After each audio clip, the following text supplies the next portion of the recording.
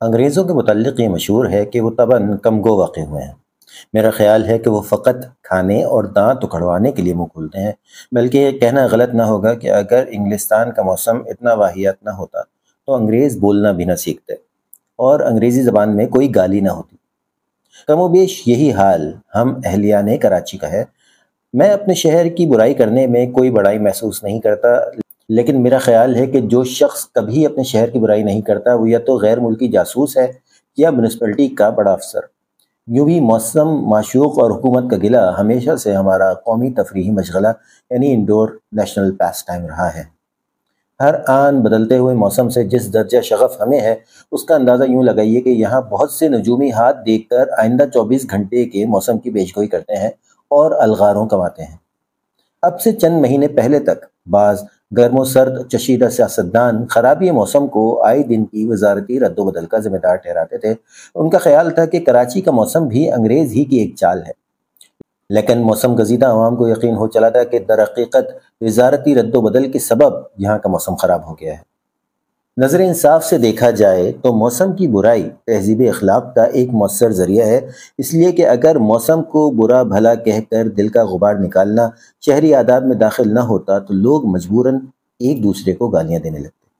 اس میں شک نہیں کہ ریڈیو کی گڑگڑاہٹ ہو یا دمہ، گنج ہو یا پاؤں کی موچ، ناف ٹلے یا نکسیر پھوٹے، ہمیں یہاں ہر چیز میں موسم کی غیر فرمائی نظر آتی ہے۔ بلغمی مزاج والا سیٹھ ہو یا سودائی فنکار، ہر شخص اسی بتے ہزار شیوا کا قتیل ہے۔ کوئی خرابی ایسی نہیں جس کا ذمہ دار آب و ہوا کو نہ ٹھہرایا جاتا ہو، حالانکہ اکثریت ایسے لوگوں کی ہے جن کو خرابی صحت کی وجہ سے موسم خراب لگتا ہے۔ ایک صاحب کو جانتا ہوں جنہیں عرصے سے منولے کے سٹے کا ہوکا ہے، وہ بھی کراچی کی مرطوب آب و ہوا ہی کو اپنے 3 دیوالوں کا ذمہ دار قرار دیتے ہیں۔ ایک اور بزرگ کا دعویٰ ہے کہ میں اپنی 32 اسی نامعقول آب و ہوا کی نظر کر چکا ہوں۔ دیکھنے میں یہ بات عجیب ضرور لگتی ہے، مگر اپنے مشاہدے کی بنا پر کہتا ہوں کہ اس قسم کی آب و ہوا میں چائے اور سٹے کے بغیر تندرستی قائم نہیں رہ سکتی۔ اور تو اور چالان ہونے کے بعد اکثر پنساری اپنی بے ایمانی کو ایمائے قدرت پر محمول کرتے ہوئے اپنی صفائی میں کہتے ہیں کہ حضور ہم موسم کی خرابی کی وجہ سے کم تولتے ہیں، سیلن سے جنس اور دالوں کا وزن دگنا ہو جاتا ہے اور زنگ کھا کھا کر باٹ آدھے رہ جاتے ہیں، نتیجے میں گاہک کو 1/4 سودا ملتا ہے، ہم بالکل بے قصور ہیں۔ اور ایک کفایت شار خاتون جنہوں نے پچھلے ہفتے اپنی 32ویں سالگرہ پر 23 موم بتیاں روشن کی تھیں، اکثر کہتی ہیں کہ 10 سال پہلے میں گھنٹوں آئینے کے سامنے کھڑی رہتی تھی، لیکن یہاں کی آب و ہوا اتنی واہیات ہے کہ اب بے خبری میں آئینے پہ نظر پڑ جاتی ہے تو اس کی کوالٹی پہ شبہ ہونے لگتا ہے۔ لیکن غصہ ان حضرات پر آتا ہے جو بے سوچے سمجھے یہاں کے موسم پر نکتہ چینی کرتے ہیں اور اس کی وضاحت نہیں فرماتے کہ انہیں کون سا موسم ناپسند ہے۔ یہ تو آپ جانتے ہیں کہ کراچی میں موسم ہر لہجہ روئی کے بھاؤ کی طرح بدلتا رہتا ہے۔ ہم نے تو یہاں تک دیکھا ہے کہ ایک ہی عمارت کے کرایہ دار ایک منزل سے دوسری منزل پر تبدیل آب و ہوا کی غرض سے جاتے ہیں۔ یہاں آپ دسمبر میں ململ کا کرتا یا جون میں گرم پتلون پہن کر نکل جائیں تو کسی کو ترس نہیں آئے گا۔ اہل کراچی اس واللہ عالم بالصواب قسم کے موسم کے اس قدر عادی ہو گئے ہیں کہ اگر 2-3 گھنٹے تبدیل نہ ہو تو وحشت ہونے لگتی ہے اور بڑی بوڑھیاں اس کو قرب قیامت کی نشانی سمجھتی ہیں۔ ہوتا یہ کہ اچھے خاصے لحاف اوڑھ کر سوئے اور صبح پنکھا جلتے ہوئے اٹھے، یا محکمہ موسمیات کی پیشگوئی کو ملحوظ رکھتے ہوئے صبح برساتی لے کر گھر سے نکلے اور دوپہر تک لو لگنے کی سبب بالا ہی بالا اسپتال میں داخل کر دیے گئے۔ کہاں تو رات کو ایسی شفاف چاندنی چھٹکی ہوئی تھی کہ چارپائی کی چولوں کے کھٹمل گن لیجیے، اور کہاں صبح 10 بجے کوہرے کا یہ عالم کہ ہر بس ہیڈ لائٹ جلائے اور اوس سے بھیگی سڑک پر خربوزے کی پھانک کی طرح پھسل رہی ہے۔ بعض اوقات تو یہ کوہرا اتنا گہرا ہوتا ہے کہ نوباردوں کو کراچی کا اصل موسم نظر نہیں آتا۔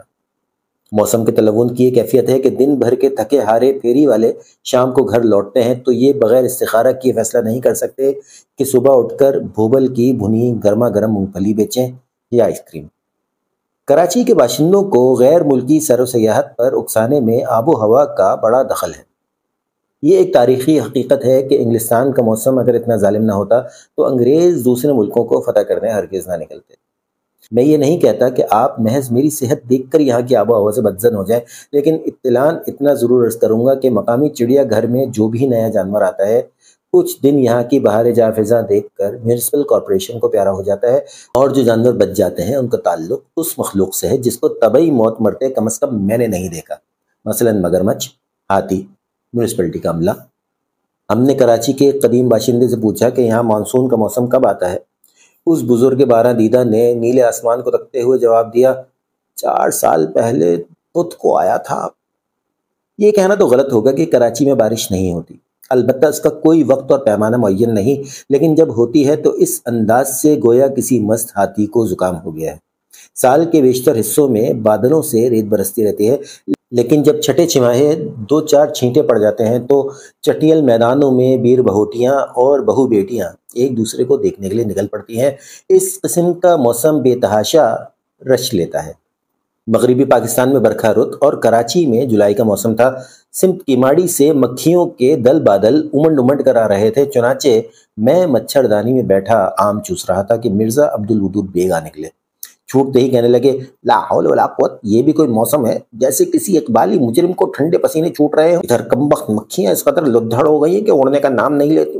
آپ مانے یا نہ مانے، مگر یہ واقعہ ہے کہ صبح قصائی نے میرے سامنے آج سے ران کا گوشت تول کر قیمہ کوٹا۔ میں برابر پنکھا جھلتا رہا، لیکن گھر پر بیگم نے تولا تو پورا 3 پاؤ نکلا۔ وہ انگریزی فلمیں جن میں بارش کے مناظر ہوتے ہیں کراچی میں خوب کامیاب ہوتی ہیں۔ جغرافیہ پڑھنے والے بچے انہیں خود دیکھتے ہیں اور اپنے والدین کو دکھاتے ہیں۔ صاحب استطاعت والدین اپنے بچوں کو بارش کا مطلب سمجھانے کے لیے راولپنڈی لے جاتے ہیں اور انہیں وہ ہرے بھرے لان بھی دکھاتے ہیں جن پر پانی روپیے کی طرح بہایا جاتا ہے۔ جو صاحب اولاد اس لائق نہیں ہوتے وہ اپنے بچوں کی انگلی پکڑ کر کلفٹن کے ساحل پر لے جاتے ہیں اور اپنی اینک رومال سے صاف کرتے ہوئے انہیں سمجھاتے ہیں کہ دیکھو سامنے جو گاڑا گاڑا دھواں اٹھ رہا ہے اور ہماری اینک کو دھندلا رہا ہے، یہ درحقیقت پانی ہے جو بھاپ بن کر اڑ رہا ہے۔ دیکھتے ہی دیکھتے یہ اودے اودے بادلوں سے جا ملے گا۔ یہ بادل سمندر سے پانی بھر کر ہر سال شمال کو لے جاتے ہیں۔ جو ابر یہاں سے اٹھے گا وہ سارے جہاں پر برسے گا۔ یہ شہر ہمیشہ ترسا ہے، یہ شہر ہمیشہ ترسے گا۔ ساحلی ابخارات کا ذکر آتے ہی ان 2 دیہاتی مولویوں کا قصہ یاد آ گیا جو پہلی دفعہ ہاکس بے کا جیتا جاگتا ساحل دیکھنے گئے تھے۔ وہاں انہوں نے دیکھا کہ ایک خاتون سیاہ برقع اوڑھے نہا رہی ہیں۔ ان سے ذرا فاصلے پر کچھ نسائی پیکر جھاگ اور دھند میں ادھر ڈوبتے ادھر نکلتے ہیں۔ سامنے ایک سفید فام لڑکی دھوپ میں نہائی ہوئی ریت پر بیٹھی اپنا بدن سنبھلا رہی تھی۔ معلوم ہوتا تھا کہ اس کی بے بند کی آبی محرم فقط قوت ارادی سے ٹکی ہوئی ہے۔ دونوں بزرگ دیر تک خدا کی قدرت کا تماشا دیکھتے رہے۔ ایک پہلے مولوی صاحب جو عمر میں بڑے تھے اور اینک لگائے تھے گھبرا کر چیخے، حاجی ماما خدا کے لیے نظر نیچے کر لو، میں تو اندھا ہو گیا ہوں۔ یہاں کی آب و ہوا میں آب اور آب میں نمک کی زیادتی کے باعث موسم ہر وقت سلونا رہتا ہے۔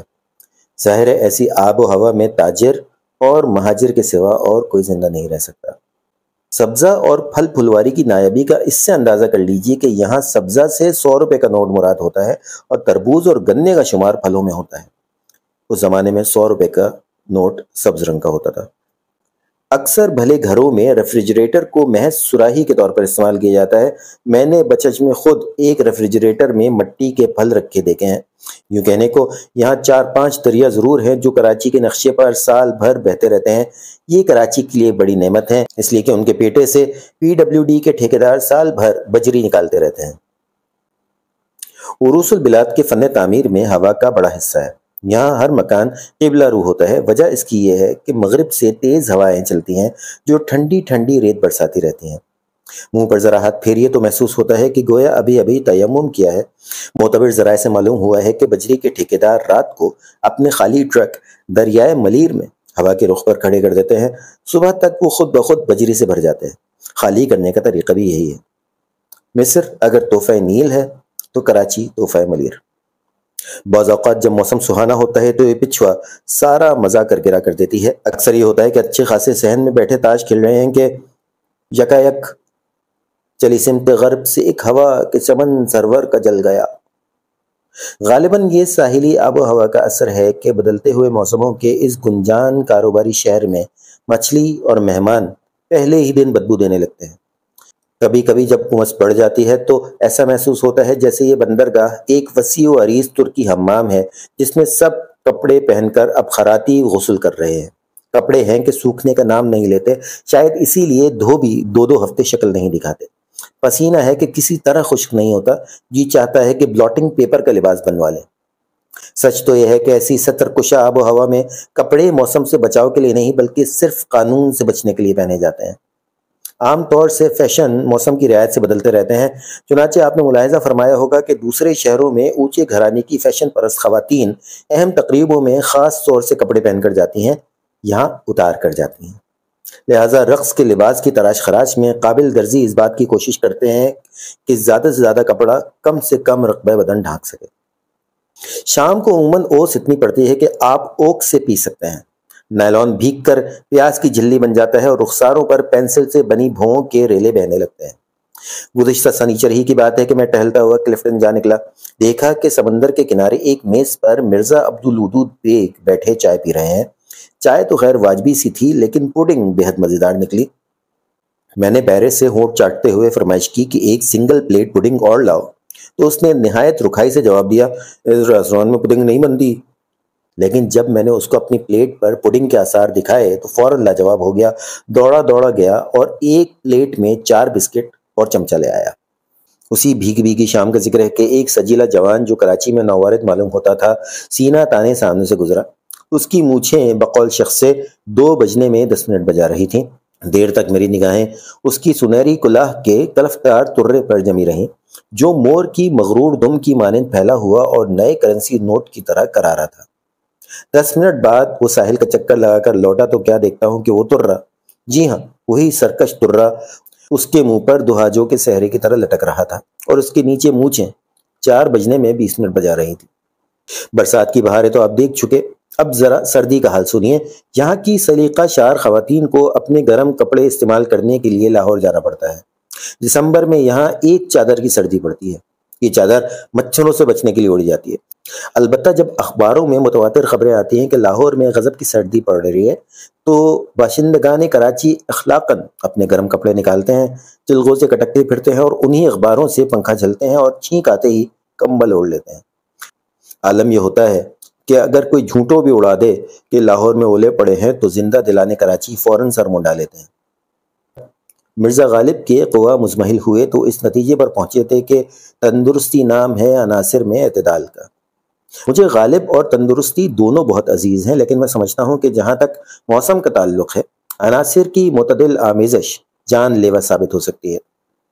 جیکب آباد کی گرمی، ملتان کی گرد، مری کی سردی اور گوادر کی سیلن کی آمیزش سے جو معتدل مرکب ظہور میں آئے گا وہ اس شہر نگاراں کا موسم ہوگا۔